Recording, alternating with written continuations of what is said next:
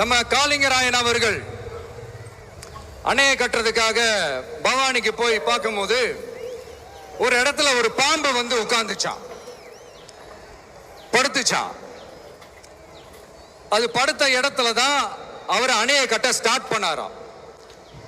அப்புறம் அந்த பாம்பு வளைஞ்சி நெளிஞ்சி போற இடத்துல எல்லாம் கால்வாயை வெட்டினார்னு சொல்லி சில வாய்மொழி கதைகள்லாம் சொன்னாங்க.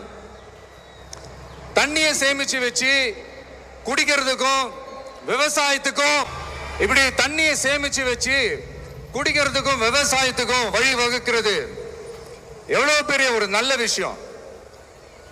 சோ இந்த மாதிரி நல்ல விஷயங்கள்லாம் செஞ்சிட்டு கதைகள் சொன்னா பரவாயில்ல, எதுவுமே செய்யாம கதைகளை மட்டும் அடிச்சு விடுறது எப்படி? அத்திக்கடவு அவிநாசி திட்டத்தை இன்னும் விரிவுபடுத்தினா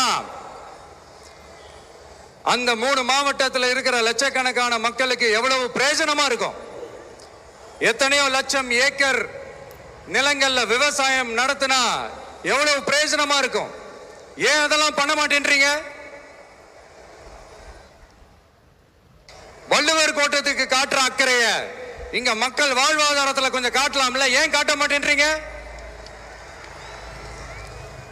இங்க என்ன கவர்மெண்ட் நடத்துறாங்களா இல்ல கண்காட்சி நடத்துறாங்களா?